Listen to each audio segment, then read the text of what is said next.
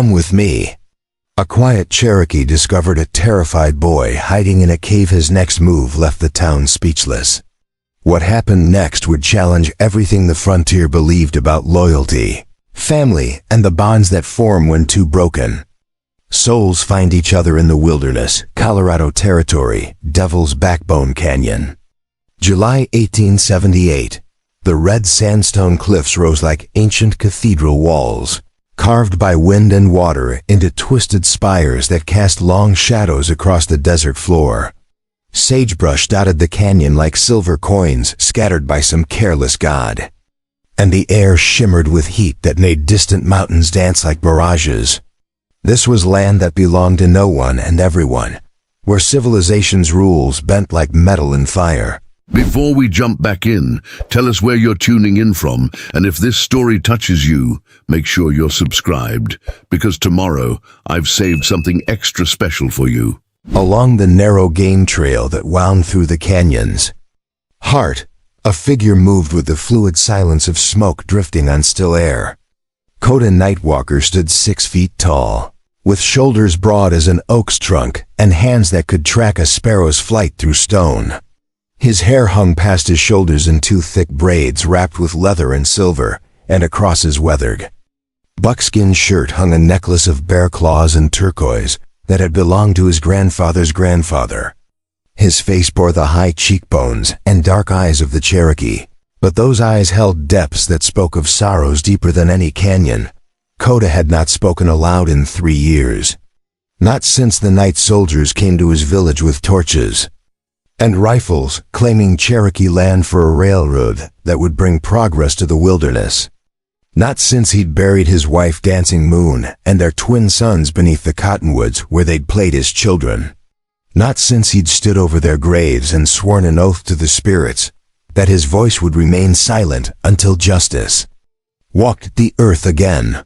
The mountain people who occasionally glimpsed him called him the Ghost Walker, the Cherokee who moved like wind through stone and spoke to no living soul. On this particular morning, as the sun climbed toward its merciless peak, Coda followed tracks that didn't belong in Devil's Backbone Canyon. Small boot prints, child-sized, made by someone stumbling rather than walking with purpose. The tracks wove drunkenly between rocks, doubled back on themselves, and showed clear signs of desperation. Someone young was lost in country that killed experienced men, and they'd been wandering for days. Coda crouched beside a print pressed deep into sandy soil near a dried creek bed. The boot was well made, expensive, the kind worn by settler children whose fathers struck silver or found fortune in cattle.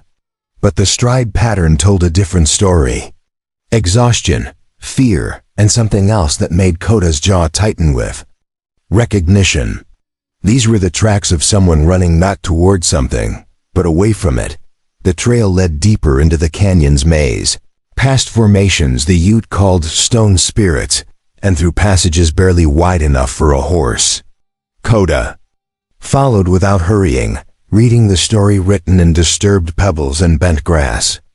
The child had tried to drink from muddy pools that would only bring sickness, had attempted to eat berries that would twist the stomach into knots, had slept in the open where rattlesnakes hunted and coyotes sang their hungry songs. Every sign pointed to someone dying slowly in country that showed no mercy to the unprepared. By midday, the tracks led to a narrow opening in the canyon wall, hidden behind a curtain of dead vines and tumbled rocks. The passage was so well concealed that even Coda's experienced eyes had to search to find it. Inside, the temperature dropped 20 degrees, and the air carried the mineral scent of deep caves and underground water. Coda paused at the entrance, listening with senses honed by years of hunting and being hunted. From deep in the cave came a sound that stopped his heart. Sobbing, not the wailing of grief, but the quiet, hopeless weeping of someone who'd cried until no tears remained. The sound echoed off stone walls like prayers offered to gods who'd stopped listening. Coda had heard that sound before, in burning villages and beside fresh graves. It was the sound of innocence discovering that the world could be cruel beyond imagination, He moved into the cave with steps silent as falling snow, following the passage as it curved deeper into the mountain's heart. Ancient pictographs covered the walls. Hunters and buffalo, eagles and thunderbirds. Stories painted by people who'd sought shelter in this place for generations. The Cherokee called such places spirit houses, where the boundary between the living world and the world beyond grew. Thin as morning mist, the passage opened into a natural chamber lit by a shaft of sunlight that fell through a crack in the ceiling, like a golden waterfall. And there, huddled against the far wall with his knees drawn to his chest, sat a boy who couldn't have been more than 8 years old. His clothes had once been fine. Pressed cotton shirt, wool trousers, leather boots polished to shine like mirrors. Now they were torn and stained with mud, blood, and the evidence of days spent hiding in wilderness that cared nothing for the refinements of civilization. The boy's hair was the color of wheat ready for harvest, and his face bore the pale complexion of someone raised indoors, away from the sun's harsh judgment. But his eyes held the wild look of a trapped animal that had seen its pack torn apart by wolves. When he noticed Coda standing in the chamber's entrance, he didn't scream or try to run. He simply pressed himself harder against the stone wall and whispered words so quietly they barely disturbed the air. "Please don't hurt me," he said, voice cracked from thirst and terror. "I didn't mean to take anything. I was just so hungry. And the berries looked like the ones Mama used to pick back home. I'll give them back, I promise. Please don't scalp me like the others." Coda felt something twist in his chest, a pain sharper than winter wind through broken ribs. This child had been raised on stories that painted all Indians as monsters who delighted in violence and cruelty. He'd been taught to fear the very people who might have saved him, and now that fear was keeping him trapped in a cave where he would surely die. The Cherokee remained motionless, studying the boy with eyes that missed nothing. The child's lips were cracked and bleeding from dehydration. His face showed the hollow-cheeked gauntness of someone who hadn't eaten in days. Scratches and cuts covered his hands and arms where thorns and rocks had drawn blood. But most telling of all were his eyes, not just afraid, but broken in a way that spoke of witnessing horrors no child should ever see. Slowly, carefully, Coda reached into the leather pouch at his side and withdrew a piece of dried meat wrapped in soft doeskin. He placed it on the ground between them, then stepped back to show he meant no harm. The boy stared at the offering as if it might transform into a serpent, but hunger eventually overcame caution. He grabbed the meat with trembling hands and tore into it like a starving wolf. While the child ate, Coda produced a water gourd and set it beside the meat. The boy's eyes widened with desperate gratitude, but still he watched the Cherokee with the wariness of prey that knew predators could be patient. Only when Coda backed away to the chamber's far wall did the boy reach for the water, drinking so deeply that it ran down his chin and soaked his ruined shirt. "Why are you helping me?" the boy asked when he'd finally slaked his thirst. His voice carried the educated accent of someone raised in a household with books and piano lessons, but underneath lay the raw edge of trauma. "Everyone says Indians are savages who eat children and wear their scalps on their belts. But you gave me food and water instead of killing me." Coda said nothing, but something in his expression must have shifted, because the boy's eyes filled with tears he'd thought were long exhausted. "My name is Joshua Carter," he whispered. "People call me Josh. My papa owns the silver mine outside Copper Ridge, and my mama teaches school on Sundays after church. At least she used to teach school, before the men came with masks and guns." The words tumbled out like water through a broken dam, carrying with them all the horror and confusion of a child's world suddenly turned upside down. Josh told of raiders who came in the night, claiming his father had cheated them in some business deal. He spoke of his mother's screams cut short by gunfire, of hiding under the floorboards while boots thundered overhead and flames consumed everything he'd ever known as home. "I stayed hidden until the fire got too hot," Josh continued, voice barely above a whisper. When I finally crawled out, everyone was gone. Preparing and narrating this story took us a lot of time, so if you are enjoying it, subscribe to our channel. It means a lot to us now. Back to the story. Mama, Papa, even our dog Rusty. The house was just ashes and smoke, and there were men's tracks everywhere, but I couldn't tell which way they went. So I ran into the canyon to hide, thinking Papa would come find me when he got back from his business trip to Denver. But it's been 6 days, and no one's come looking. Kota listened to every word, his face revealing nothing of the storm building behind his dark eyes. He'd seen such raids before. Not Indian attacks as the newspapers would surely report, but the work of white men who used masks and darkness to settle scores, or steal what they couldn't take by law. The boy's family had been murdered by members of his own people, yet he'd been taught to fear the Cherokee who now offered him salvation. As the afternoon sun shifted and the golden shaft of light moved across the cave floor, Josh's story continued to pour out. He told of eating grass and drinking from muddy pools, of nights spent shivering while strange sounds echoed through the canyon. He'd tried to find his way back to town, but the maze of passages and identical rock formations had turned him around until he no longer knew east from west.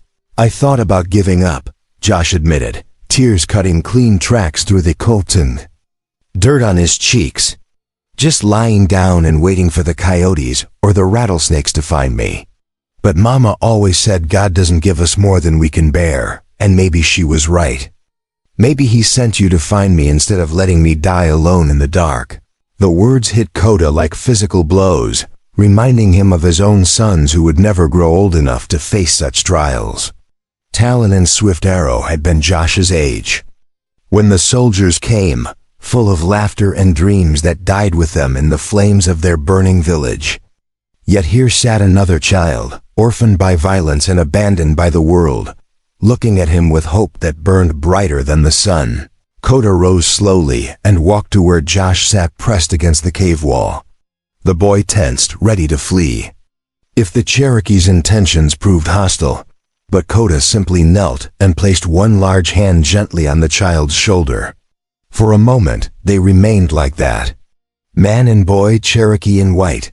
Two souls wounded by the same cruel world. Then, Kota did something he hadn't done in 3 years. He spoke.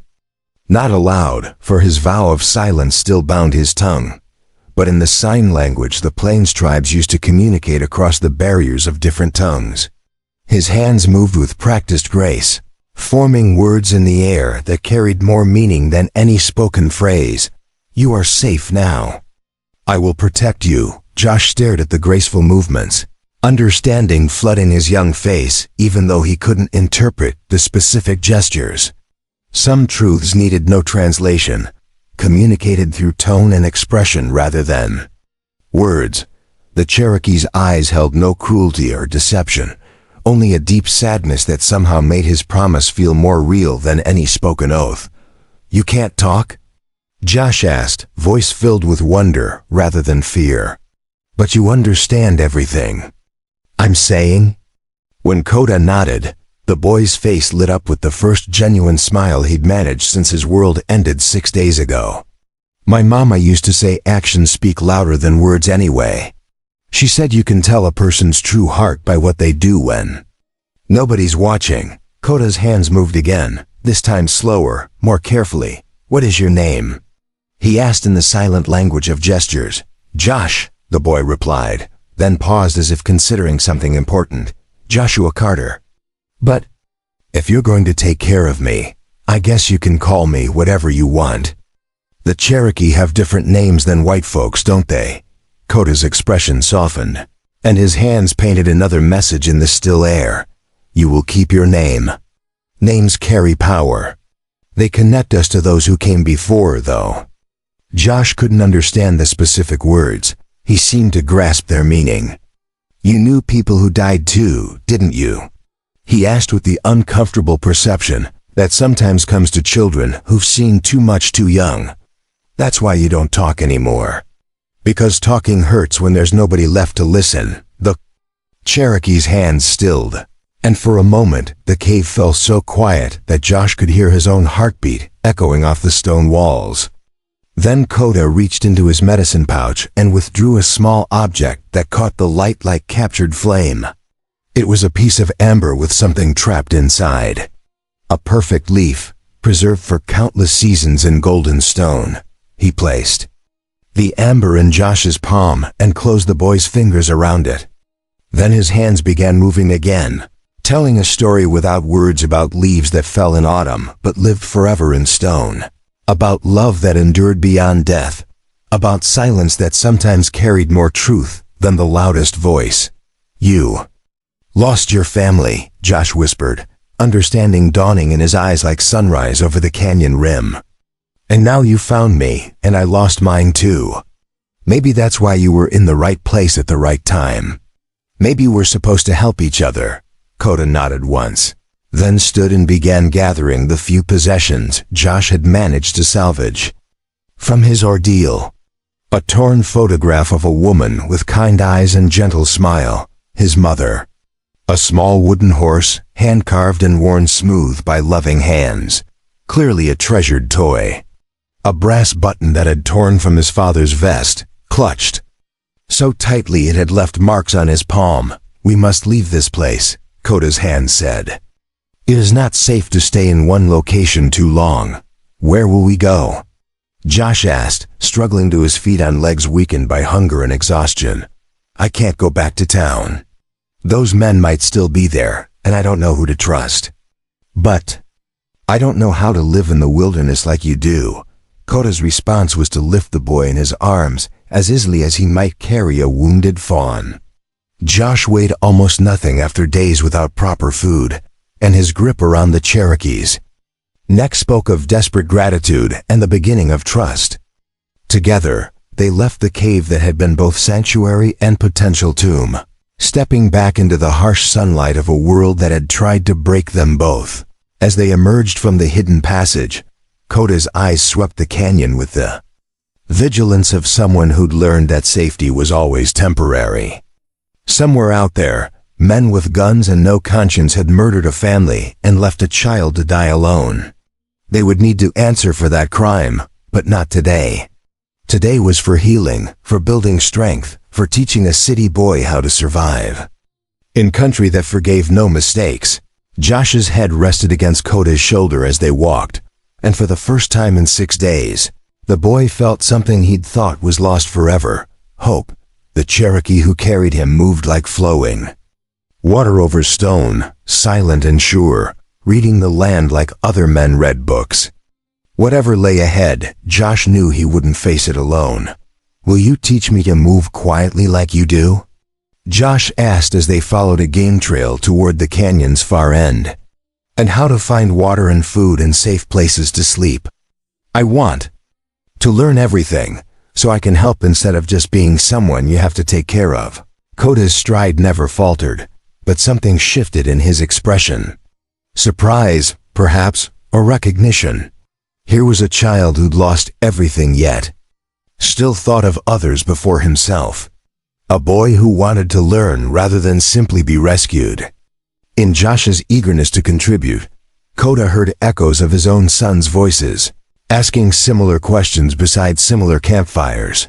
The sun was beginning its descent toward the western peaks when they finally stopped beside a hidden spring that bubbled up from deep in the earth, creating a small oasis of green grass and cottonwood trees. Kota set Josh down gently and began preparing a camp with the efficiency of someone who'd lived rough for years. As the Cherokee worked, Josh watched with the intensity of a student determined to master every lesson. He saw how Kota chose the campsite for its concealment and access to water, how he gathered specific plants that could serve as food or medicine, how he built a fire that would produce heat and light but little smoke to betray their location. You do everything for a reason, Josh observed, voice filled with admiration. 3 weeks had passed since Kota Nightwalker found Joshua Carter dying in the cave, and the boy had transformed from a broken child into something resembling a young wolf learning to hunt. His pale skin had bronzed under the relentless Colorado sun, and calluses now protected hands that had once known only the softness of his mother's piano lessons. The haunted look never fully left his eyes, but it had been joined by something fiercer: determination. Under Kota's silent tutelage, Josh was discovering strengths he'd never known he possessed. They had made camp in a hidden valley 3 days hard travel from Devil's Backbone Canyon, a place Kota's grandfather had called where eagles rest. Towering pines provided shelter from the brutal afternoon heat, and a crystal stream meandered through meadows dotted with wildflowers that painted the landscape in impossible shades of purple and gold. It was here that Josh began his education, in the ancient art of staying alive when the world wanted you dead. Kota's teaching methods bore no resemblance to the gentle instruction Josh had received from his mother or the stern lectures delivered by his father's hired tutors. The Cherokee believed in learning through doing, through failing, through getting back up and trying again until muscle memory replaced conscious thought. On Josh's first morning in the valley, Kota had simply walked away from their camp and disappeared into the forest, leaving behind only a handful of basic tools and the boy's growing panic. "Wait!" Josh had called, scrambling after the Cherokee's retreating form. "Where are you going? You can't just leave me here alone." But Kota had melted into the trees like morning mist, and Josh found himself facing his first lesson. Survival began with self-reliance, and self-reliance began with conquering fear. For 6 hours, Josh wandered the valley in increasing desperation, calling Kota's name until his voice grew hoarse. He tried to follow tracks, but the Cherokee moved like a ghost, leaving signs only when he chose to. The boy attempted to build a fire using methods he'd observed but never practiced, producing nothing but smoke and frustration. When hunger gnawed at his stomach, he searched for the edible plants Kota had shown him, but everything looked the same when panic clouded his judgment. By late afternoon, Josh sat beside the stream with tears of frustration streaming down his dirt-streaked cheeks. He felt more alone than he had even in that terrible cave, because now he knew what it meant to have someone care for him, and that person had vanished without explanation. Just as despair began to settle over him like a suffocating blanket, a hand touched his shoulder with surprising gentleness. Kota had been watching from the beginning, hidden in a pine grove not 50 yards away. He'd observed every mistake, every moment of panic, every small victory when Josh managed to accomplish something on his own. The Cherokee's dark eyes held no judgment, only the patient understanding of someone who remembered his own first lessons in the unforgiving school of wilderness survival. "Fear is the enemy of clear thinking," Kota's hand said in the sign language. Josh was slowly beginning to understand. A frightened mind sees only problems. A calm mind sees solutions. "I thought you'd left me," Josh whispered, his voice small and vulnerable. "I thought I was alone again, like in the cave. I couldn't remember anything you taught me because I was so scared you weren't coming back." Kota knelt beside the boy and placed both hands on his shoulders, looking directly into his eyes with an intensity that conveyed more than words ever could. "I will never abandon you," his hands promised. "But you must learn to trust yourself as well as me. The day may come when we are separated not by choice, but by circumstance. On that day, everything I teach you may be the only thing standing between you and death." The lessons that followed were unlike anything from Josh's privileged upbringing. Kota taught him to read the forest like a vast, living book where every broken twig and disturbed leaf told a story. Josh learned to distinguish between the tracks of deer and elk, to identify the subtle signs that marked a mountain lion's territory, to recognize the peculiar way grass bent when human feet had passed through hours before. "How do you know all this?" Josh asked one morning as they crouched beside a game trail, studying the delicate hoofprints of a young doe. "Did your father teach you when you were my age?" Kota's expression grew distant, and his hands moved slowly, carefully, as if each gesture carried the weight of memory. "My father died when I was very young." It was my grandfather, Wise Elk, who taught me the old ways. He said the earth would always provide for those who knew how to listen to her voice. Josh sensed there was more to the story, some deeper pain that Kota carried like a stone in his chest. But he'd learned not to push when the Cherokee's eyes took on that faraway look. Instead, he focused on absorbing every lesson, treating each piece of knowledge like a precious gift that might someday save his life. The boy's progress was remarkable.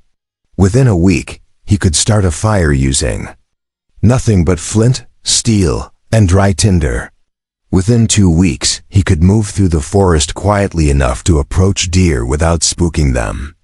By the 3rd week, he'd successfully caught fish with his bare hands and identified a dozen edible plants that could sustain him if other food sources failed. But it was the lesson in tracking that truly opened Josh's eyes to the depth of Kota's knowledge. They were following what appeared to be the trail of a single rider when the Cherokee suddenly stopped, his entire body going rigid with tension. Josh, who had been chattering about the different types of horseshoe marks they'd been following, fell silent at the change in his teacher's demeanor. 3 riders, Kota's hand said, moving with sharp, economical gestures. Not 1, 2 horses carried double weight. Men trying to hide their numbers. Josh studied the ground with new intensity, trying to see what Kota saw. At first, the tracks looked identical to those they'd been following all morning. But gradually, subtle differences began to emerge. Deeper impressions in soft earth where extra weight pressed down. Slightly wider spacing where horses adjusted their gait to carry heavier loads. The almost imperceptible scuff marks where riders had deliberately obscured some prints while leaving others visible. Why would they want to hide how many of them there are? Josh asked, though something cold was already forming in his stomach. Kota's face had gone hard as granite, and when his hands moved, they painted a picture that made Josh's blood freeze. Men who hide their numbers usually hunt something that might run if it knew the true odds. Or someone. The tracking lesson became something far more serious as they followed the deliberately obscured trail deeper into the mountains. Kota moved with increased caution now, teaching Josh to use every scrap of cover, to freeze at the slightest sound, to communicate through gestures so subtle they were nearly invisible. This was no longer practice. This was the real education the wilderness offered to those brave enough or desperate enough to learn. They followed the trail for 2 days, moving like shadows through country that grew increasingly wild and remote. On the 2nd afternoon, the acrid scent of smoke led them to a hidden valley where the riders had made camp. What they found there would haunt Josh's dreams for years to come. The camp was abandoned, but the signs of what had happened there told a story written in blood and terror. 3 men had been held captive, bound with rope that still bore stains of their struggle. Empty bottles that had once contained whiskey lay scattered around a cold fire pit, and playing cards were strewn across a makeshift table constructed from a flat boulder. But it was the crude drawings scratched into the dirt that made Josh's hands tremble with recognition. Someone had drawn a map of Copper Ridge, marking specific buildings with symbols that even a child could interpret. The bank, identified by a rough sketch of a strongbox. The sheriff's office, marked with a badge-like circle. And most chilling of all, a building marked with the symbol of a pickaxe and shovel. The Carter silver mine. They were planning something, Josh whispered, his voice barely audible above the wind whistling through the pines. Those men who killed my parents. This is where they came afterward to plan their next move. Kota examined the abandoned camp with the methodical thoroughness of a man who understood that missing details could prove fatal. He found boot prints that matched tracks he'd memorized from the burned ruins of the Carter homestead. Discovered evidence that the men had been living rough for weeks, probably robbing and killing their way across the territory. Most damning of all, he found a torn piece of fabric that Josh recognized with a gasp of horrified recognition. "That's from Papa's Sunday vest," the boy said, reaching out to touch the scrap of expensive wool with trembling fingers. "He was wearing it the last time I saw him, when he left for his business trip to Denver. They must have taken it from his body after they killed him. The Cherokee's jaw tightened with barely controlled rage, and for a moment, Josh glimpsed the warrior Coda had been before tragedy stole his voice. The man who could have led war parties against enemies of his people, who could have commanded respect through strength and cunning rather than silent endurance. But when Coda's hands began to move, they carried a different message than Josh expected. Justice will come, the Cherokee promised. But not today. Today we learn what they plan, so we can stop them before more families burn. They spent the rest of the afternoon studying the abandoned camp like archaeologists examining an ancient ruin. Josh learned to read stories in the arrangement of discarded objects, to understand the hierarchy of men through the way they'd arranged their sleeping areas, to estimate numbers and equipment from the evidence left behind. It was detective work of the highest order, and Josh found himself thinking with a clarity that surprised him. There were 5 of them, he said as they prepared to leave the valley. The leader slept apart from the others, probably Frank Morrison, if I'm remembering the voices right from that night. 2 men shared guard duties, which means they expected trouble. And they have enough supplies for a long campaign, not just a single robbery. Coda nodded approvingly, then added details Josh had missed. They have military experience. The way they arranged their camp shows training. And they are not finished with their work in this territory. The map shows 3 more targets after the mine. As they made their way back to their own hidden valley, Josh's mind raced with implications he was only beginning to understand. The men who had destroyed his family were part of something larger than a simple robbery gone wrong. They were organized, experienced, and systematic in their approach to murder and theft. Most terrifying of all, they were still operating in the area, which meant other families were in danger. We have to warn people, Josh said as they settled around their evening fire. The sheriff, the townspeople, anyone who'll listen.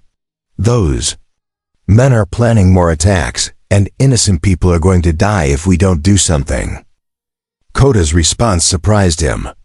Instead of agreeing immediately, the Cherokee stared into the flames with the expression of someone wrestling with demons Josh couldn't see. When his hands finally moved, they told a story that changed everything. Josh thought he understood about justice and the law. I went to the sheriff after my family died. Coda's fingers painted against the firelight, showed him evidence. Told him what the soldiers had done to our village. He said Indians had no standing to bring charges against white men, even murderers.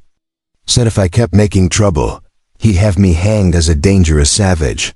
The words hit Josh like physical blows, opening his eyes to truths he'd been too young and sheltered to recognize. The law he'd been taught to respect and trust was not the same law that applied to everyone. Justice, like everything else on the frontier, depended on the color of your skin and the prejudices of those who claimed to represent order. But I'm white, Josh said, grappling with the implications. If I go to Sheriff Bradley and tell him what we found, he'll have to listen to me, won't he? Coda's smile was sad and knowing, the expression of someone who'd learned hard lessons about the distance between what should be and what actually was. You are a child, and you have been living wild with an Indian for weeks. They will say I have corrupted you, turned you savage. They will take you away and put you in an orphanage, and the killers will go free. Josh felt something break inside his chest, a final remnant of innocence that had somehow survived the murder of his parents and his ordeal in the wilderness. The world was not just cruel and dangerous, it was fundamentally unfair in ways that made his heart ache with rage and disappointment. Then what do we do? He asked, his young voice carrying a weight no child should have to bear. Just let them keep killing people? Let them get away with murdering my family?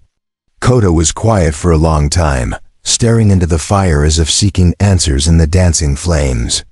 When he finally responded, his hands moved with the deliberate precision of someone making a sacred vow. We become what the law cannot be, he promised. We become justice for those who have no voice, protection for those who cannot protect themselves. We stop the killers ourselves, and we make sure they never hurt another family. Josh stared at his teacher with new understanding dawning in his young mind. Coda wasn't just teaching him survival skills or wilderness lore. He was preparing him for something far more dangerous and important. He was training him to become a guardian, a protector, someone who could stand between innocent people and the wolves that wore human faces. "Will you teach me to fight?" Josh asked, his voice steady despite the magnitude of what he was asking. Not just to survive in the wilderness, but to stop bad men from hurting good people. Coda studied the boy's face in the firelight, seeing something there that hadn't existed. When he'd first found Josh cowering in that cave, the Cherokee reached into his medicine pouch and withdrew another object. This time it was a small knife, perfectly balanced, with a handle carved from antler and inlaid with turquoise. He placed it in Josh's hands with ceremonial gravity.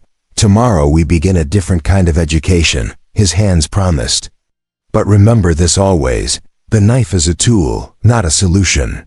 The greatest weapon you will ever possess is your mind. And the greatest victory is the battle you never have to fight." Josh closed his fingers around the knife's handle, feeling its weight and balance, understanding that he was crossing a threshold from which there could be no return. Somewhere in the wilderness, 5 murderers were planning their next attack. And somewhere in this hidden valley, a Cherokee warrior and a white boy were preparing to become something the frontier had never seen before. 6 months had transformed Joshua Carter from a terrified child into something the Colorado Territory had never seen before. Under Coda Nightwalker's relentless tutelage, the boy had become a shadow that could move through forest and canyon without disturbing so much as a blade of grass. His hands, once soft from a life of privilege, now bore the calluses of someone who could track a whisper across stone, start fires in driving rain, and throw a knife with deadly precision.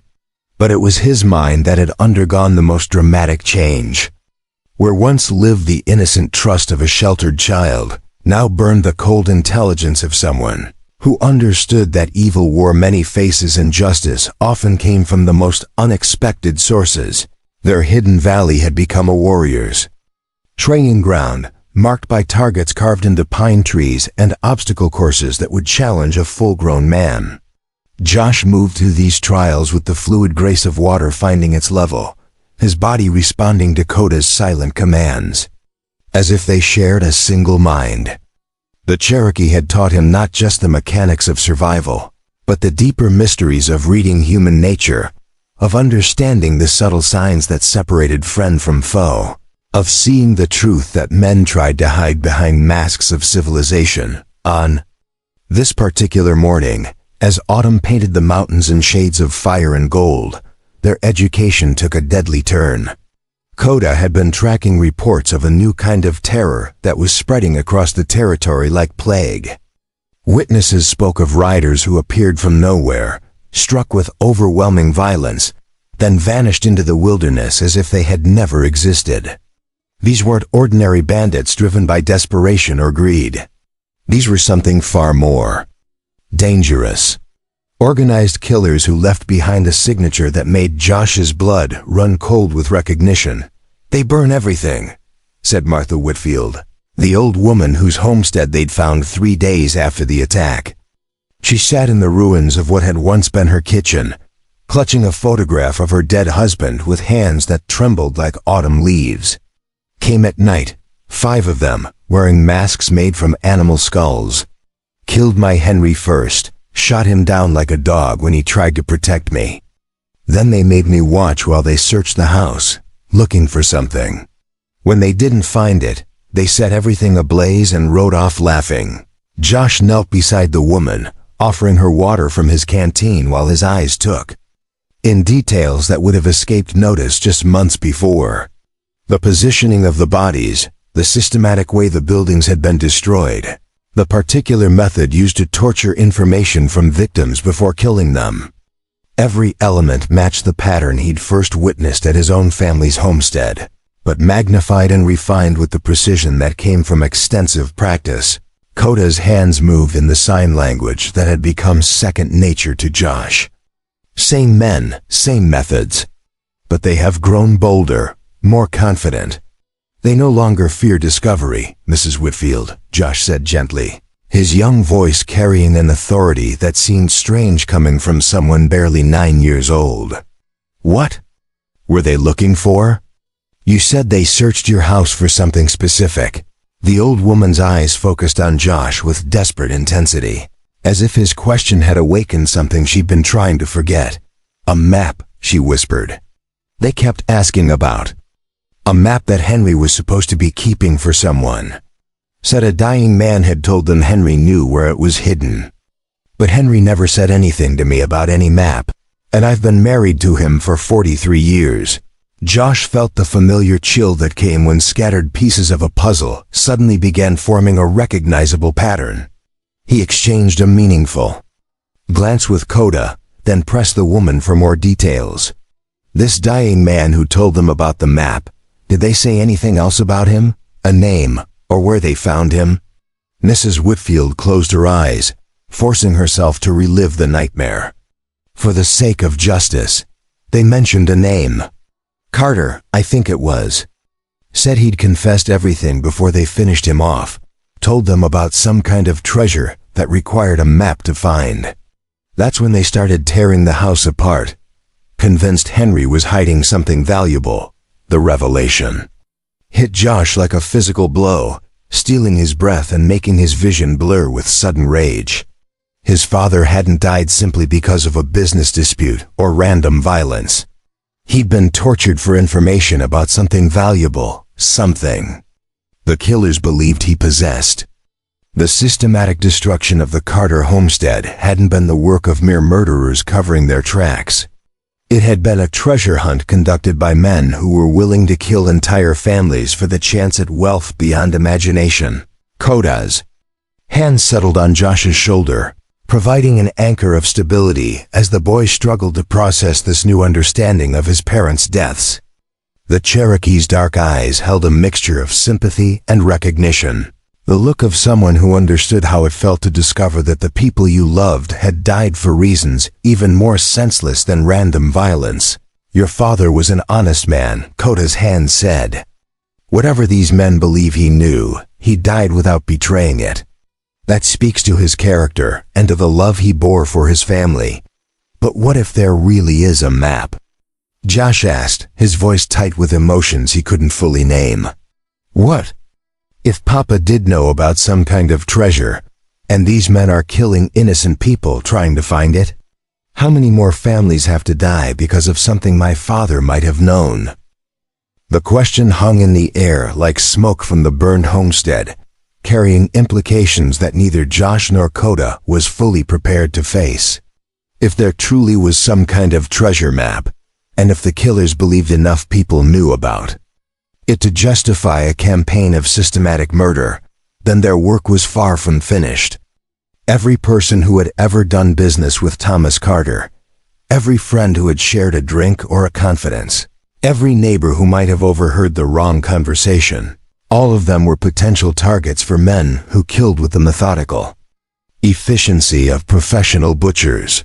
They spent the rest of the day helping Mrs. Whitfield bury her husband and salvage what little remained of her possessions. But Josh's mind was racing with possibilities and plans. By evening, as they made camp in a grove of aspens that whispered secrets in the mountain wind, he had reached a decision that would have terrified the sheltered child he'd once been. "We're going to find them," he announced as Kota tended their small fire. "Not just track them or learn their plans, but actually hunt them down and stop them before they kill anyone else. I don't care how dangerous it is or what we have to do. These men murdered my family, and they're not going to stop until someone makes them stop." Kota studied the boy's face in the flickering firelight, seeing determination that burned with the intensity of a forge fire. Josh had crossed the final threshold from childhood to something else entirely. Something the Cherokee recognized from his own youth when duty and vengeance had been indistinguishable concepts. The silent warrior reached into his medicine bag and withdrew an object Josh had never seen before. It was a war club, carved from ironwood and decorated with eagle feathers and symbols that seemed to shift and change in the dancing light. The weapon was old, older than Kota himself, passed down through generations of Cherokee warriors who had used it to protect their people from enemies that threatened everything they held sacred. This belonged to my grandfather, and his grandfather before him, Kota's hands explained. It has tasted the blood of many evil men, but it has never been used for revenge, only for protection. If you choose this path, you must understand the difference. Revenge serves the self. Justice serves the people. Josh accepted the war club with the solemnity of someone receiving a sacred trust, feeling its weight and balance, understanding that he was being offered more than just a weapon. He was being given the chance to become part of something larger than his own grief and anger, to join a tradition of guardians who stood between innocent people and the darkness that sought to devour them. How do we find them? He asked, already knowing that the question marked his final step away from the life he might have lived. They could be anywhere in the territory, and they know how to hide their trail when they want to disappear. Kota's smile was predatory, the expression of someone who had been waiting for exactly this question.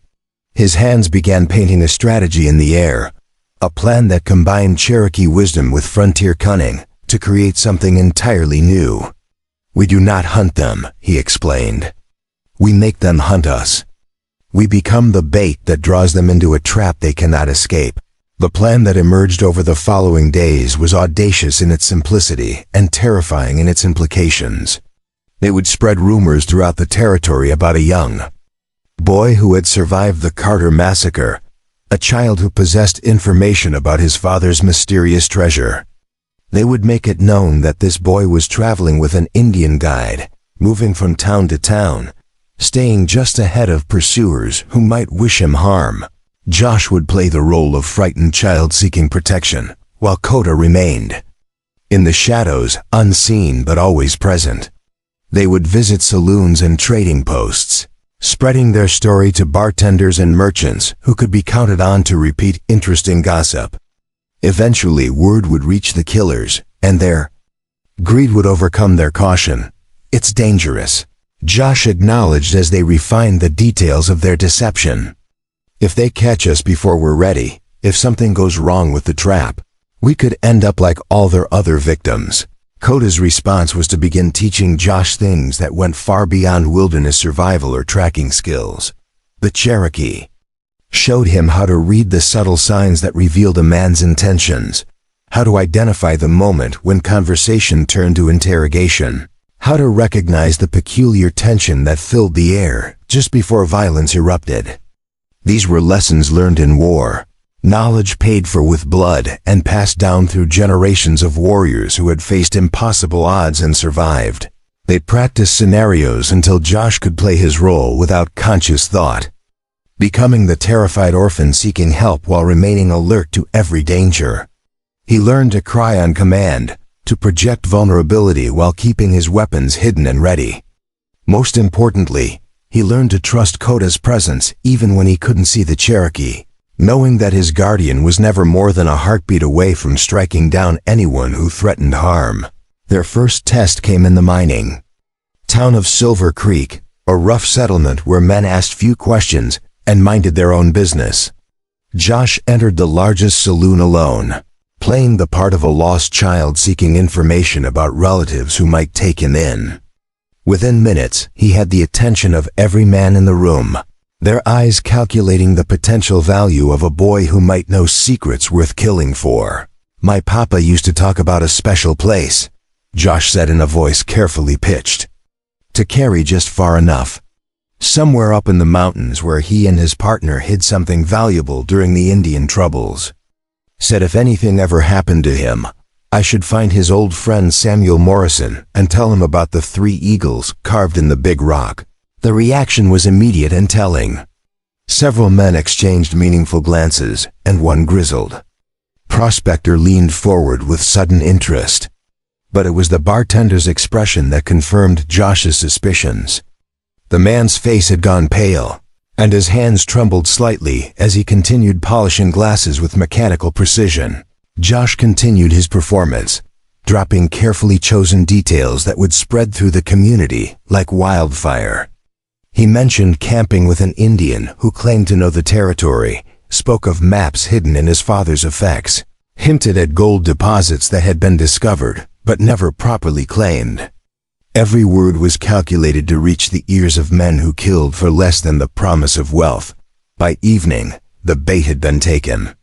Josh felt eyes watching him as he made his way to the livery stable where he'd arranged to meet Coda, and twice he caught glimpses of figures following at a discreet distance. The trap was beginning to close, but they were still the hunters rather than the prey. Coda materialized from the shadows like smoke given form, his dark eyes reflecting satisfaction at how perfectly their plan had worked.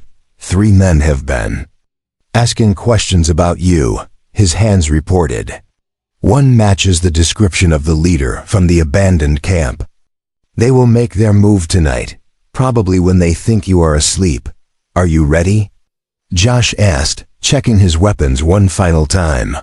The knife Coda had given him rode in a sheath at his back, while the war club hung from his belt beneath. His coat. He felt the familiar pre-battle tension that had become as natural as breathing. The heightened awareness that came from knowing violence was only moments away. Coda's smile was fierce and proud, the expression of a warrior who had found a worthy student. Tonight we begin to balance the scales, his hands promised. Tonight these killers learn that some prey fights back. They took positions in the barn's loft, using the darkness and scattered hay bales to create a killing ground where their enemies. Numbers would work against them. Josh felt his heart hammering against his ribs, but his hands were steady as he gripped the war club. Somewhere in the darkness below, footsteps whispered across the wooden floor as men who had murdered dozens of innocent people crept toward what they believed would be another easy victim. The first assassin died without knowing what killed him, Coda's knife finding his throat in the space between one heartbeat and the next. The second managed a strangled cry before Josh's war club crushed his skull with the force of all his rage and training combined. Only the third man, the leader, had time to draw his gun before he found himself staring into the barrel of Coda's rifle. Well, the man said, his voice carrying the confident drawl of someone accustomed to being the predator rather than the prey. The little Carter boy has himself a pet savage. This should be interesting. Josh stepped into the pale moonlight streaming through the barn's open door, no longer bothering to maintain his disguise as a helpless child. The war club in his hands was stained with blood, and his eyes held the cold fire of someone who had looked death in the face and refused to blink. "My name is Joshua Carter," he said, his young voice carrying the authority of absolute conviction. "You killed my family, you burned my home. You tortured my father for information he didn't have. Now you're going to pay for every life you've taken, every family you've destroyed." The killer's confident expression faltered as he realized he was facing something he'd never encountered before. Not a victim or even a witness, but an instrument of justice that had been forged in the fires of loss and tempered by months of preparation. This wasn't a child cowering in fear. This was death itself, wearing the face of innocence but carrying the soul of a warrior. The man who called himself Frank Morrison sat bound to a chair in the abandoned mine shaft, blood trickling from a split lip where Josh's war club had connected with more force than the boy had intended. 3 hours had passed since the confrontation in the barn. 3 hours of careful questioning that had revealed truths more horrifying than either Josh or Coda had imagined. The treasure map the killers sought wasn't just real, it was the key to something that could reshape the entire Colorado territory. And Joshua Carter's father hadn't just known about it. He had been one of its creators. Morrison spat blood onto the dirt floor, his eyes never leaving Josh's face as the boy sat cross-legged before him, cleaning the war club with methodical precision. The killer's earlier confidence had evaporated like morning mist replaced by something that might have been respect mixed with genuine fear. He'd faced desperate men, angry men, even crazy men during his years of violence and robbery. But he'd never confronted a child who could kill with such cold efficiency while maintaining the innocent face of boyhood. "You don't understand what you're messing with, boy," Morrison said, his voice hoarse from screaming during the interrogations. More painful moments. "That map your daddy helped make, it's not just about gold or silver. It's about something that could make a man richer than kings, more powerful than territorial governors. And there are people back east, important people, who'll do anything to get their hands on it." Josh looked up from his cleaning, fixing Morrison with eyes that held depths no 9-year-old should possess. The months of training, the exposure to violence and death, the weight of responsibility that had been thrust upon his young shoulders, all of it had aged him beyond his years. When he spoke, his voice carried the quiet authority of someone who had earned the right to be taken seriously. "Tell me about the others," Josh commanded, his tone leaving no room for negotiation. "You said there were 5 of you when you killed my family. Where are the other 2? And don't lie to me again, Mr. Morrison. My patience isn't what it used to be." Morrison's laugh was bitter and tinged with hysteria. "Others? Boy, you think we were working alone? Frank Morrison's just a name I picked up in a saloon 3 years ago. My real name is Captain James Westbrook, late of the Union Army Intelligence Corps. The men who hired me represent interests so powerful they make territorial governments dance like puppets on strings." The revelation hit Josh like a physical blow, forcing him to reconsider everything he thought he understood about his parents' murder. This wasn't just about money or even treasure maps. This was about power on a scale he could barely comprehend, involving people whose reach extended far beyond the Colorado Territory. His father hadn't just been killed by common criminals. He'd been eliminated by agents of forces that operated in the shadows of legitimate government. Kota's hands moved in rapid sign language, translating Morrison's words and adding context that made the situation even more ominous. "Military intelligence. These men are professionals, trained in interrogation and elimination. Your father must have possessed information they considered a threat to national interests. What kind of information?" Josh demanded, leaning forward, with intensity that made Morrison flinch despite his bonds. "What did my father know that was worth killing him for? And don't give me more lies about treasure maps. I want the truth, all of it." Morrison stared at the boy for a long moment, seeming to weigh his options. Finally he began to speak, his words tumbling out with the desperate urgency of a man who knew his life hung by a thread. "Your father was part of a geological survey team back in '68. Official mission was to map mineral deposits for the railroad companies. But what they really found, what they documented and mapped, was something the government didn't want anyone to know about." Josh felt his heart racing as pieces of a vast puzzle began clicking into place.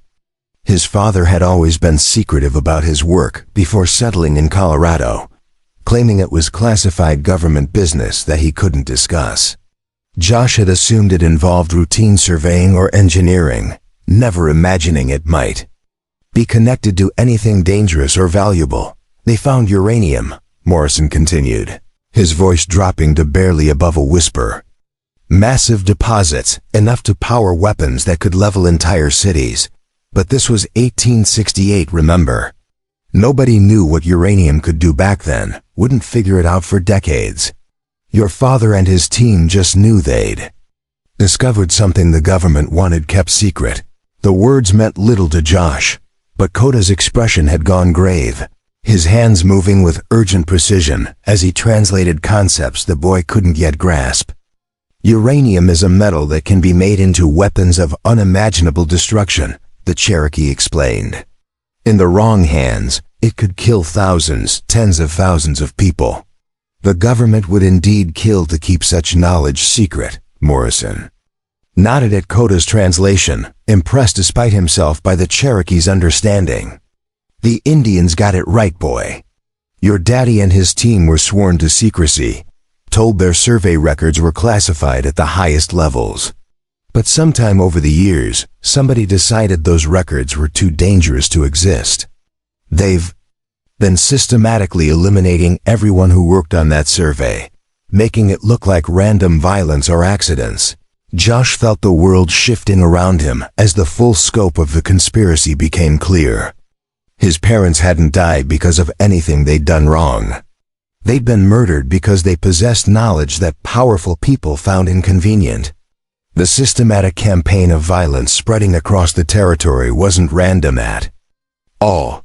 It was a coordinated effort to eliminate witnesses to something that could change the balance of power in ways Josh was only beginning to understand.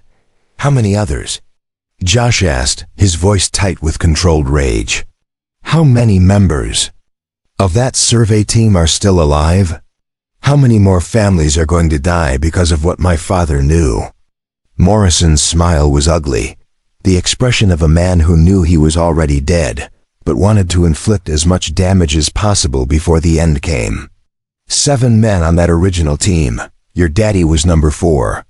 We got Thompson in Denver last month, made it look like a street robbery gone wrong. Peterson's next, lives on a ranch outside Pueblo with his wife and 3 daughters. After that, there's only Williams and Chung left, and we already know where to find them. The casual way. Morrison spoke of murder, of destroying entire families to protect government secrets, ignited something savage in Josh's chest. This man represented everything wrong with a world where the powerful could eliminate the innocent without consequence, where children were orphaned and families destroyed for the sake of political convenience. Josh's grip tightened on the war club, and for a moment, Morrison saw his own death reflected in the boy's eyes. But it was Coda who acted first, his hand closing over Josh's wrist with gentle but firm pressure. The Cherokee's eyes held understanding and sympathy, but also wisdom earned through years of violence and loss. This man deserves death, his hand said. But killing him in anger would make us no better than the forces we fight. Justice requires. We think beyond our rage. Josh struggled with conflicting emotions, part of him wanting nothing more than to end Morrison's life and begin the work of hunting down the others. But Coda's steady presence reminded him of lessons learned over months of training. The greatest victories were often won without violence, and the most important battles were fought with intelligence rather than strength. You're going to help us, Josh said finally, his voice carrying a note of cold calculation that made Morrison's eyes widen with alarm. You're going to give us the names of everyone involved in this operation, the location of the other survey team members, and details about how this conspiracy operates. In return, I'll let you live long enough to see if that matters. Morrison laughed, but there was no humor in the sound. You think I'm afraid of dying, boy? I've been dead since the day I took this job. The people I work for don't leave loose ends, and they sure as hell don't tolerate failure. Even if you let me go, they'll put a bullet in my head the moment they find out I talked. Josh leaned forward, his young face serious and intense. Then maybe it's time you stopped working for them. Maybe it's time you started working for the people they've been murdering. Help us stop this. Help us save the families who are still alive, and maybe we can find a way to keep you breathing long enough to matter. The offer hung in the air between them, carrying implications that none of them had fully considered. Morrison stared at Josh with something approaching wonder, as if he couldn't quite believe what he was hearing. A child offering mercy to a man who had murdered his parents, proposing an alliance between hunter and hunted that defied every convention of justice and revenge. Why? Morrison asked, his voice barely audible. Why would you want to work with me? I killed your family, burned your home, left you to die in the wilderness. Why wouldn't you just put that war club through my skull and be done with it? Josh was quiet for a long moment, considering the question with the seriousness it deserved. When he finally spoke, his words carried the weight of hard-won wisdom and a maturity that seemed impossible in someone so young. Because killing you won't bring my parents back. Because revenge might feel good for a moment, but it won't stop the next family from dying. And because sometimes the only way to beat monsters is to turn them back into men. Koda's hands moved. In approving gestures, pride evident in his dark eyes as he watched his student choose the harder path. Wisdom beyond your years, the Cherokee signed. Your father would be proud of the man you are becoming. Morrison stared at Josh for what felt like an eternity, his mind clearly struggling with concepts that challenged everything he'd believed. About power, loyalty, and survival. Finally he nodded slowly, the gesture carrying the weight of surrender and perhaps something that might have been hope. Peterson's ranch is 2 days' hard ride south of here, Morrison said, his voice steady. Now committed to the course Josh had offered. My partners are planning to hit him tomorrow night, make it look like an Indian raid. They'll torture him for information about the uranium deposits, then kill his whole family to cover their tracks. Josh felt his heart skip as the timeline became clear. Even with the fastest horses, they might not reach Peterson's ranch in time to prevent another massacre. But they had to try, had to risk everything on the chance that they could save at least one family from the fate that had befallen his own. Tell me about your partners, Josh demanded, already beginning to plan their desperate race against time. What are their names? What do they look like? How are they armed? I want to know everything about the men we're going to face. Morrison began talking, painting detailed portraits of killers who had been his companions for months of systematic murder. Marcus Stone, a former Confederate sharpshooter who could put a bullet through a man's eye at 300 yards. Billy Crenshaw, an explosives expert who'd learned his trade destroying Union supply lines during the war. Each man was a professional killer, trained in the arts of death and experienced in the kind of violence that left no survivors. They'll be expecting trouble, Morrison warned as Josh absorbed the tactical information. Peterson was a surveyor, too, which means he knows how to read terrain and set defensive positions. But he's also got a family to protect, which makes him vulnerable in ways a single man wouldn't be. Josh nodded grimly, understanding the implications all too well. Peterson would be torn between the need to fight and the need to protect his wife and daughters, a conflict that could prove fatal when facing men who had no such concerns. The approaching battle would require more than just courage and skill. It would demand strategy, timing, and a willingness to risk everything on plans that might fail catastrophically. Koda's hands painted urgent questions in the air, seeking details about the ranch's layout, the surrounding terrain, and the best approaches for men seeking to mount either an attack or a defense. Morrison answered with the thoroughness of a man who understood that his own survival now depended on helping his former enemies succeed. One more thing, Morrison said as Josh prepared to cut his bonds. The people I work for, they've got resources you can't imagine. Money, influence, connections that reach all the way to Washington. Even if we stop Stone and Crenshaw, even if we save Peterson and the others, this won't be over. They'll just send more men, better men, until everyone who knows about those uranium deposits is dead. Josh paused in his work, considering Morrison's warning with the gravity it deserved. The fight they were embarking on wasn't just about saving individual families or stopping particular killers. It was about challenging a system of power that operated beyond the reach of normal law, a conspiracy that treated human lives as acceptable. Losses in pursuit of larger goals, then we'll have to make sure they can't send anyone else, Josh said with a certainty that surprised even himself. We'll have to find these people, these important men back east, and make them understand that some secrets are too dangerous to kill for. Morrison stared at the boy with something approaching awe, recognizing in Josh's words an ambition that bordered on the impossible. A 9-year-old child and a silent Cherokee warrior, challenging forces that controlled governments and commanded armies. It should have been laughable, a fantasy born of grief and desperation. But looking into Josh's eyes, seeing the cold intelligence and unwavering determination that burned there, Morrison found himself believing that maybe, just maybe, it might actually be possible. Cut me loose, Morrison said, his voice carrying a note of resolve that had been absent before. If we're going to save Peterson's family, we need to leave now. And if we're going to take on the bastards who hired me, we'll need all the help we can get. Josh sliced through the ropes with his knife, watching carefully as Morrison rubbed circulation back into his wrists. The alliance they were forming defied logic and challenged every instinct for revenge that burned in the boy's chest. But sometimes the impossible was the only path to justice, and sometimes the enemy of your enemy really could become something approaching a friend. As they prepared to leave the mine shaft, Josh caught sight of his reflection in a puddle of standing water.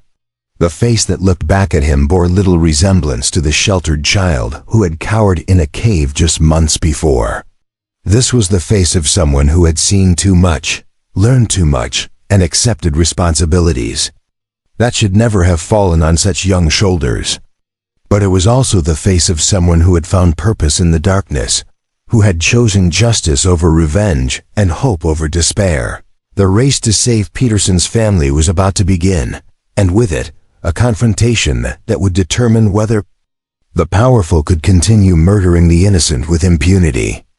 Josh Carter, Coda Nightwalker, and their unlikely ally Frank Morrison were about to discover just how far ordinary people could go when they refused to accept that evil was inevitable.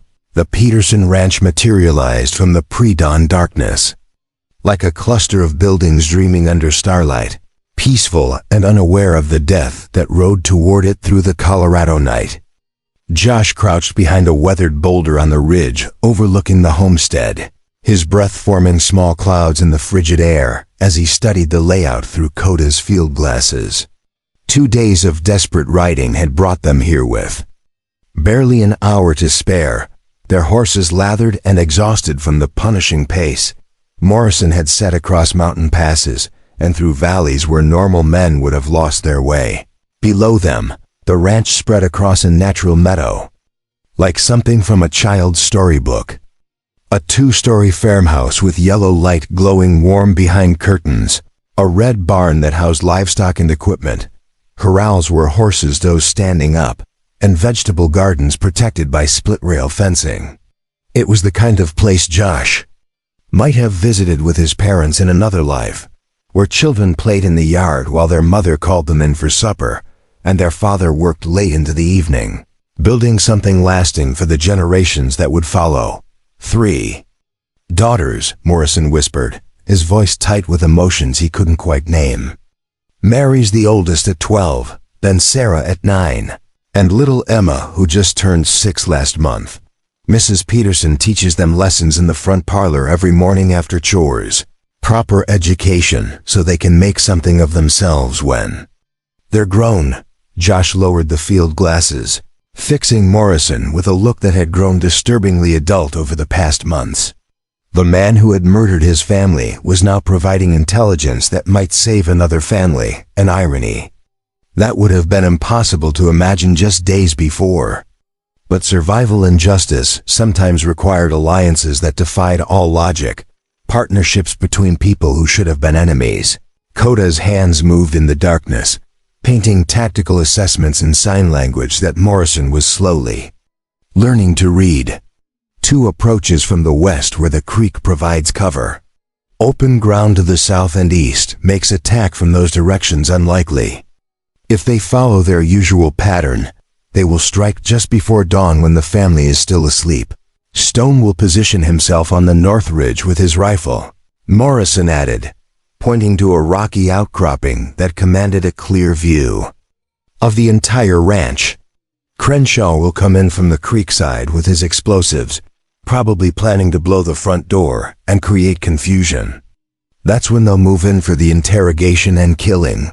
Josh studied the terrain with eyes that had been trained to see tactical advantages and weaknesses, measuring distances and calculating angles of attack with the cold precision of someone far older than his years. The months with Coda had taught him to think like a warrior, to see battles as puzzles to be solved rather than chaos to be endured. But this would be different from their previous encounters. This time they weren't just fighting for revenge or justice. They were fighting to prevent a massacre. "We need to warn Peterson," Josh said, his voice carrying the authority of command despite his youth. "If his family knows what's coming, they can take defensive positions or escape before Stone and Crenshaw arrive." Morrison shook his head grimly. "Peterson's a proud man, former military like myself. If you tell him armed killers are coming for his family, he'll want to make a stand rather than run. That might get everyone killed if we can't provide enough support." The dilemma was clear. And terrible. Warning Peterson might give them tactical advantages but could also trigger a defensive response that played directly into the killer's hands. Not warning him preserved the element of surprise, but left an innocent family vulnerable to the opening moments of an attack they wouldn't see coming. Koda's solution was characteristically elegant and ruthless. His hands painted a strategy that divided their small force into multiple elements, each with specific responsibilities that would maximize their chances of success.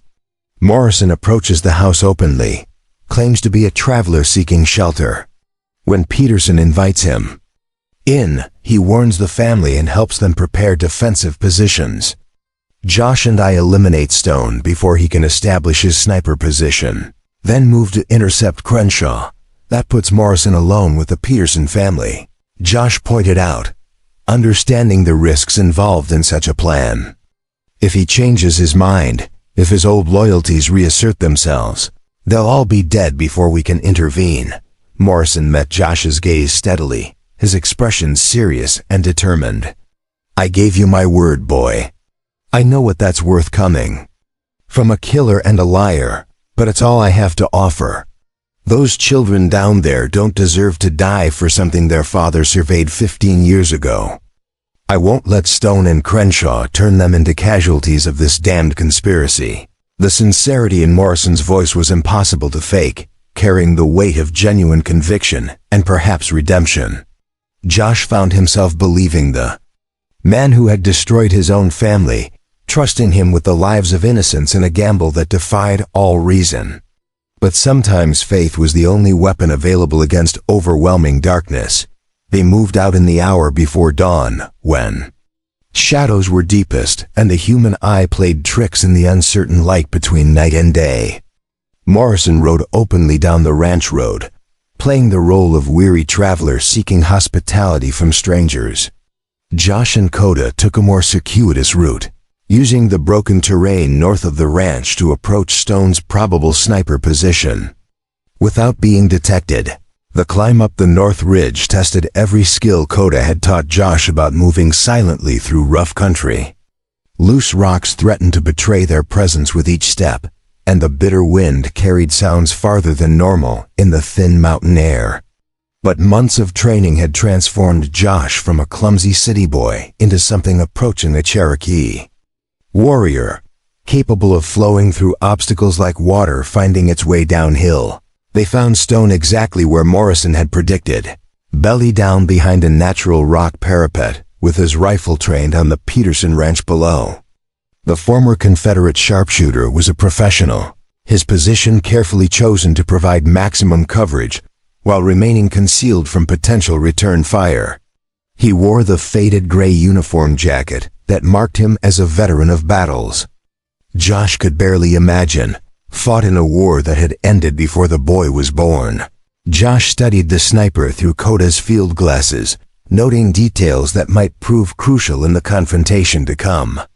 Stone was older than Morrison, probably in his 50s, with the weathered hands of someone who had spent decades handling weapons. His rifle was a precision instrument, custom modified for long-range accuracy and equipped with a telescopic sight. That would allow him to pick off targets at distances where they couldn't even see him. Koda's plan for eliminating Stone was simple and brutal. They would approach from behind, using the pre-dawn darkness to mask their movement until they were close enough to strike. Josh would create a distraction while Koda moved in for the kill, ending the threat before Stone could fire a single shot. It was the kind of operation that required perfect timing and absolute silence, with no margin for error, but as they crept closer to Stone's position, Josh caught sight of something that changed everything. Movement in the rocks below the sniper, a shadow detaching itself from deeper shadows and flowing toward the ranch buildings with practiced stealth. Crenshaw was already in position, hours earlier than Morrison had predicted, creeping toward the Peterson house with a canvas bag that undoubtedly contained enough explosives to level the entire building. Josh's mind raced through tactical possibilities, trying to find a solution that would neutralize both threats simultaneously. Stone commanded the high ground and could kill anyone who approached the house, while Crenshaw was close enough to the building to destroy it at any moment. Saving the Peterson family would require eliminating both killers at exactly the same time, a coordination that seemed impossible with their limited resources. The solution came to Josh with the clarity of inspiration or desperation. A plan so audacious it bordered on suicide, but offered the only chance of success. He would have to trust Morrison completely, betting the lives of an entire family on the word of a man who had proven himself a killer and a liar. But sometimes trust was the only weapon that could pierce the darkness of human evil, moving.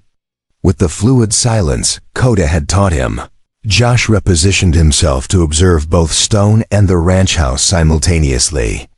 Through the field glasses, he could see Morrison's horse tied to the Peterson porch, and lamplight moving behind windows as the family responded to their unexpected visitor. The plan was working so far, but the most dangerous moments were yet to come. Crenshaw reached the house's foundation and began unpacking his explosives with the methodical precision of an expert. Josh counted at least 6 sticks of dynamite, more than enough to reduce the Peterson home to splinters and flame. The former Confederate demolition specialist worked quickly but carefully, understanding that a single mistake would kill him along with his intended victims. From his elevated position, Stone could see Crenshaw's movements and would be coordinating the attack through predetermined signals. The sniper's job was to eliminate any family members who survived the initial explosion, picking them off as they fled the burning wreckage of their home.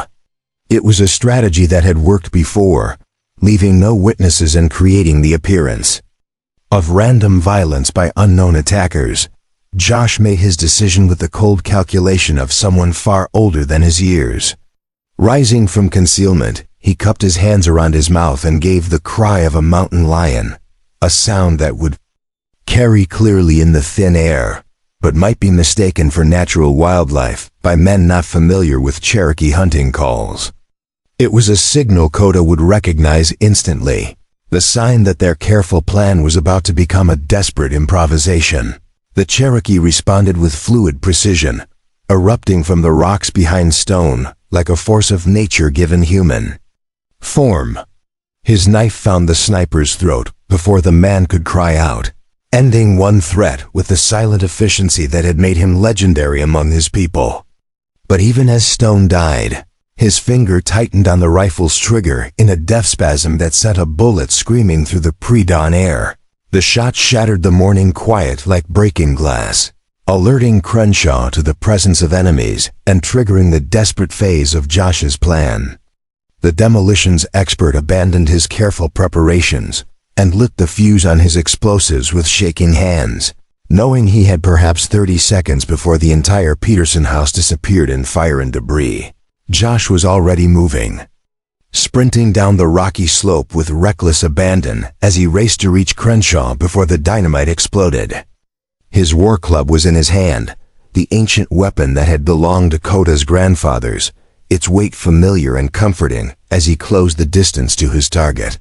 Behind him, Coda was securing Stone's rifle and preparing to provide covering fire if needed. Crenshaw saw Josh coming and drew his pistol with the quick reflexes of a man who had survived years of warfare.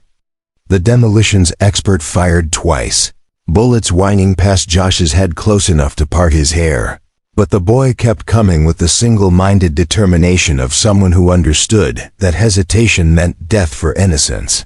The collision between Josh and Crenshaw was like the meeting of two small thunderstorms, violent and decisive. Josh's war club caught the older man across the temple with enough force to shatter bone, dropping him to the ground in a heap of tangled limbs. But the fuse was still burning, spitting sparks as it ate its way toward enough explosive to destroy everything within 100 yards, with seconds remaining.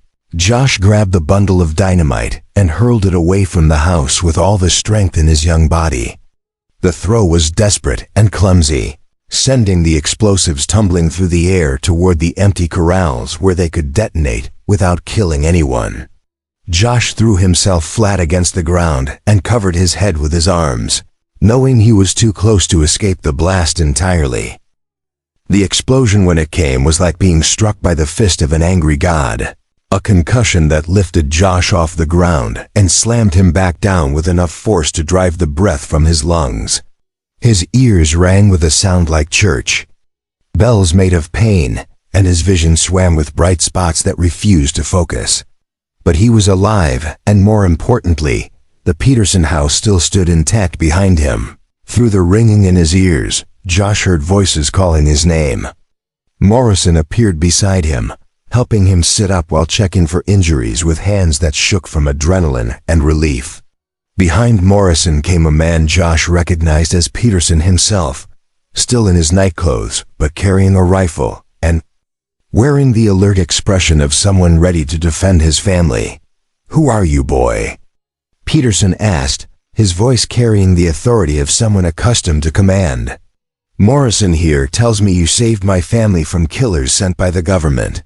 Says you lost your own parents to the same conspiracy that's been hunting Survey team members." Josh struggled to his feet with Morrison's help, testing his limbs for serious damage and finding nothing worse than bruises and ringing ears.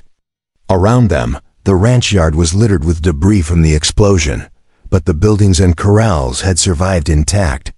Most importantly, Peterson's family was safe, protected by walls that should have been reduced to kindling and ash. "My name is Joshua Carter," Josh said, his young voice carrying hard-won authority despite the physical toll of the explosion.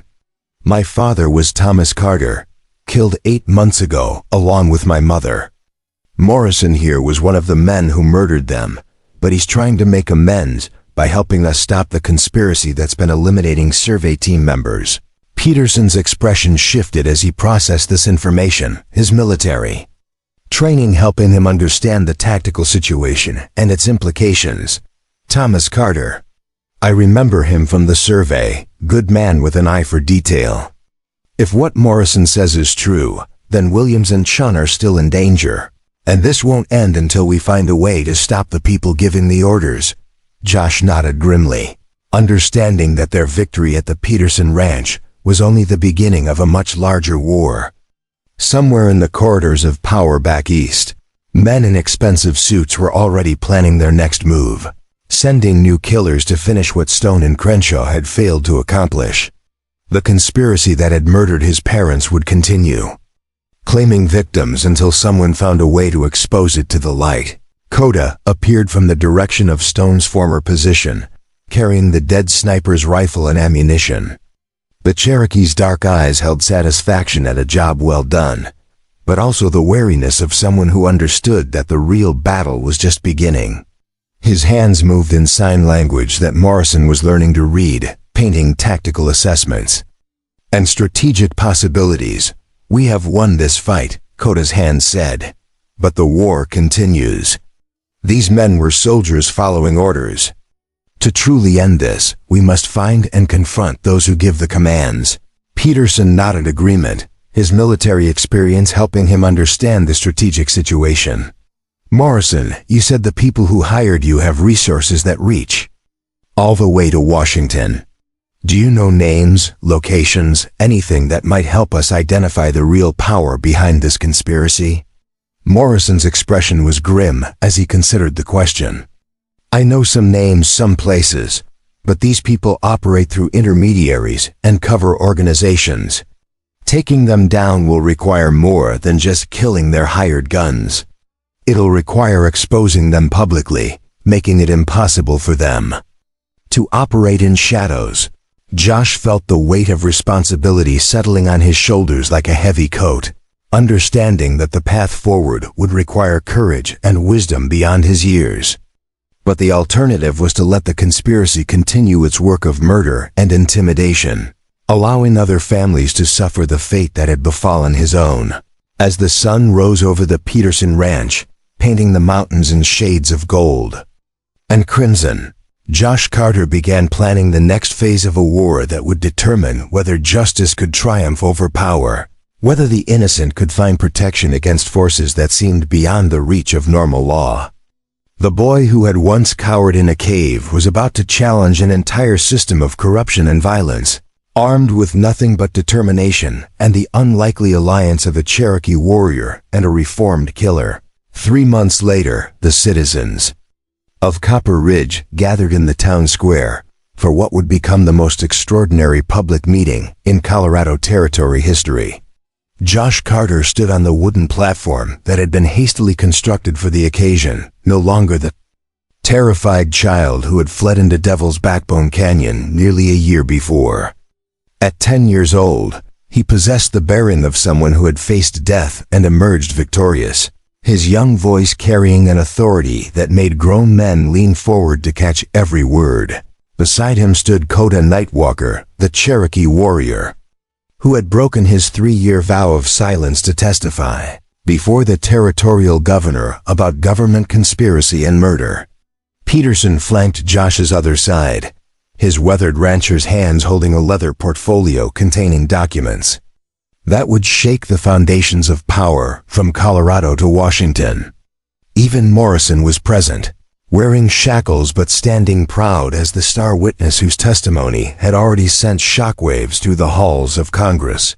The crowd that filled the square represented every segment of frontier society, from cattle barons and mining magnates to farmers and shopkeepers, all drawn by rumors of revelations that would expose corruption at the highest levels of government. Sheriff Bradley stood near the platform, his face pale with the knowledge that his own complicity in covering up murders would soon be revealed to his constituents. Judge Hammond presided over the proceedings, his judicial robes lending gravity to what might otherwise have been dismissed as the wild tales of a traumatized child.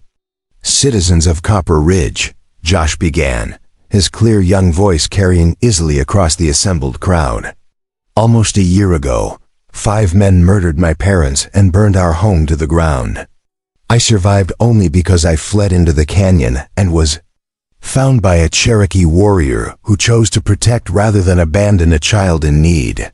What we discovered during our quest for justice was a conspiracy so vast and terrible that it reaches from this very town all the way to the corridors of power." In Washington itself, a murmur ran through the crowd as Josh's words sank in, citizens exchanging glances that mixed skepticism with growing alarm.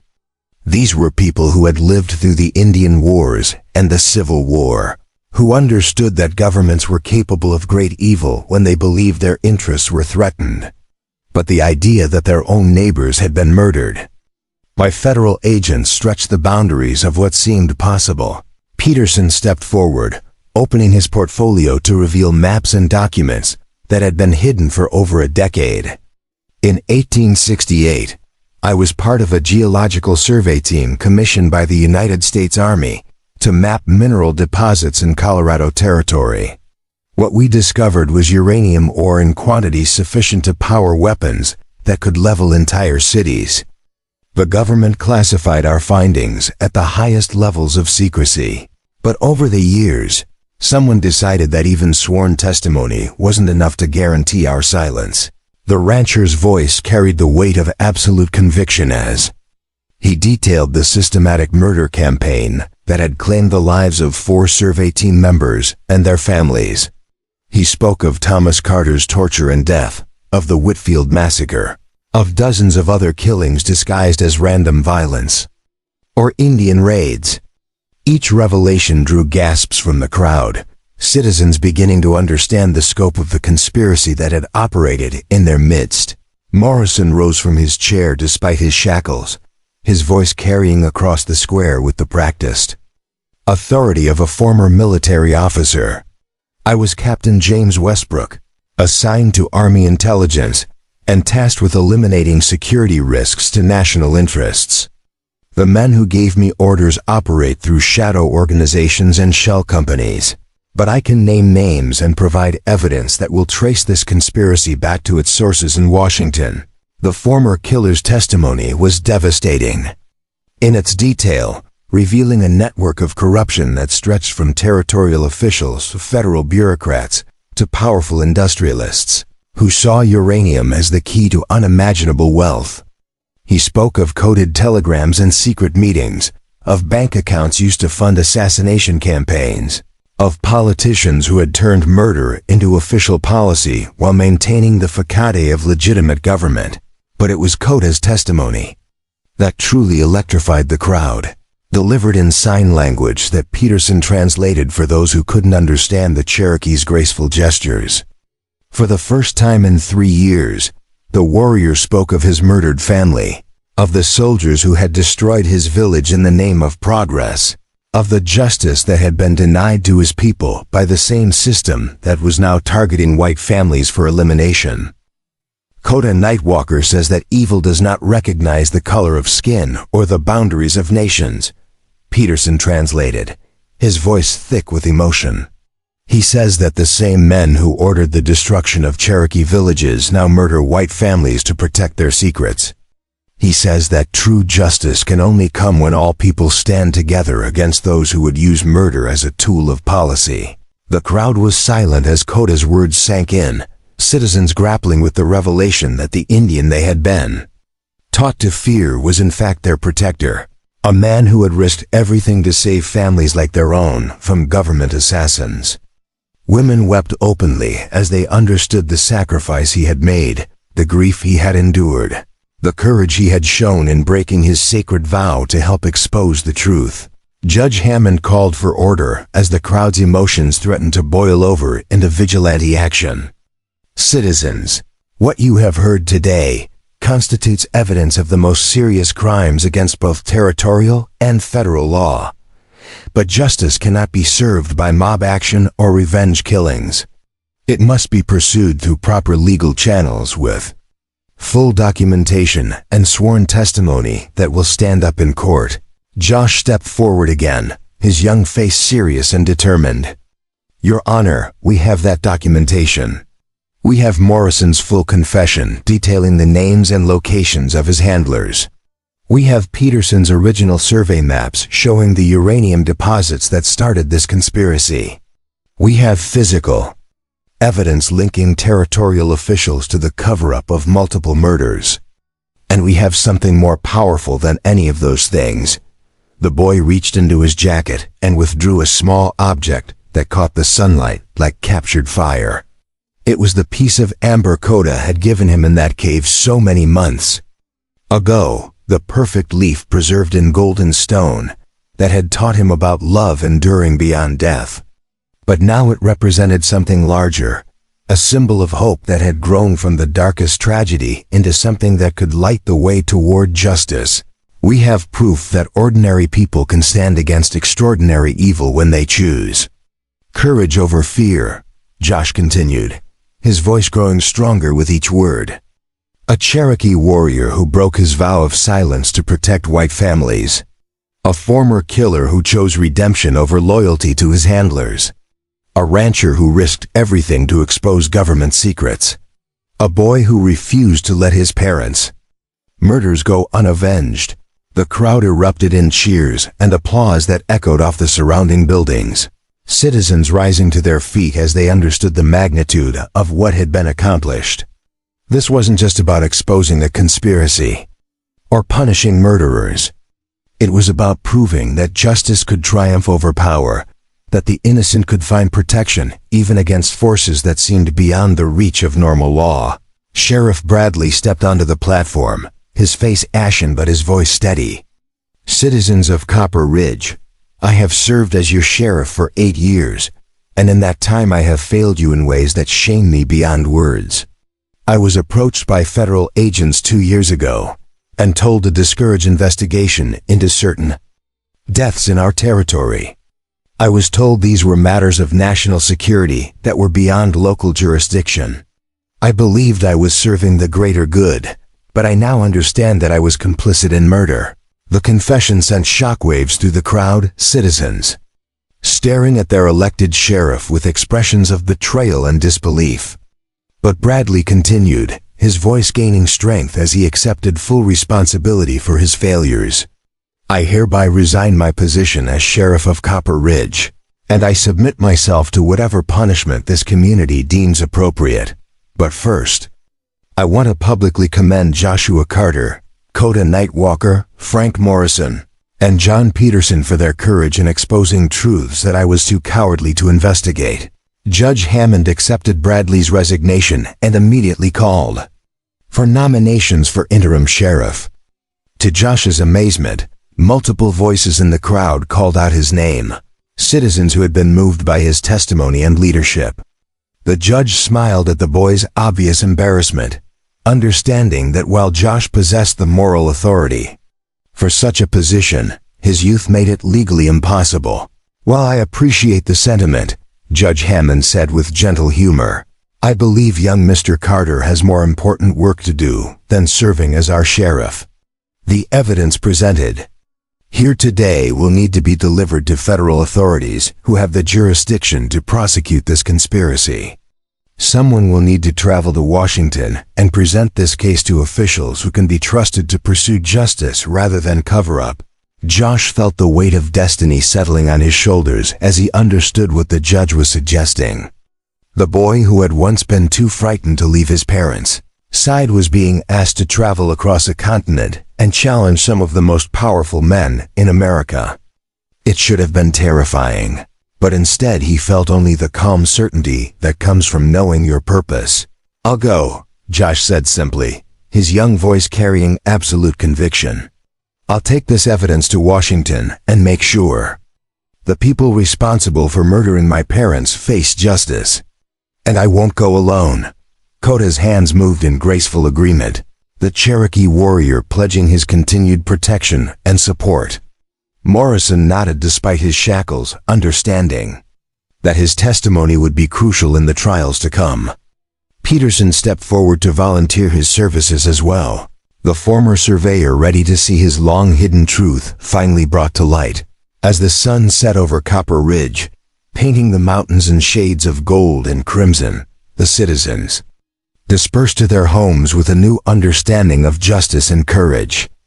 They had witnessed something unprecedented, a child who had transformed personal tragedy into public service, a Cherokee warrior who had chosen protection over revenge, a former killer who had found redemption through truth-telling, and a community that had chosen justice over comfort.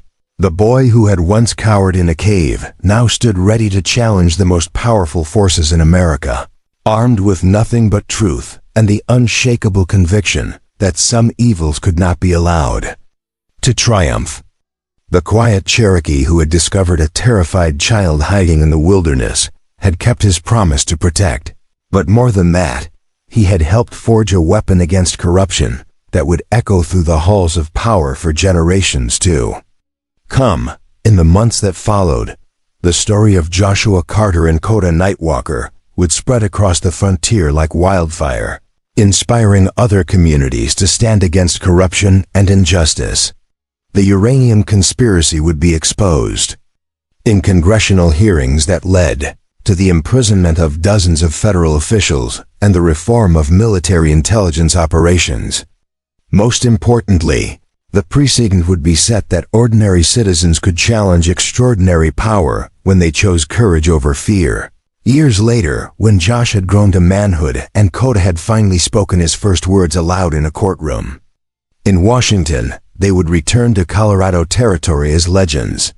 The Cherokee warrior who had chosen silence until justice demanded his voice. The boy who had transformed grief into a crusade for truth. Together, they had proven that some bonds transcend race and culture, that some causes justify any sacrifice, and that even the most powerful conspiracies cannot stand against the determination of those who refuse to accept that evil is inevitable. The town of Copper Ridge had indeed been left speechless, but not by shock or fear. They had been silenced by awe at what ordinary people could accomplish when they chose to do what was right rather than what was easy.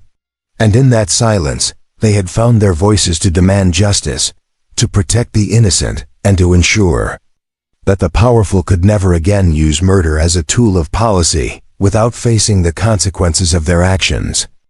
Up next, you've got two more standout stories right on your screen. If this one hit the mark, you won't want to pass these up. Just click and check them out, and don't forget to subscribe and turn on the notification bell so you don't miss any upload from us.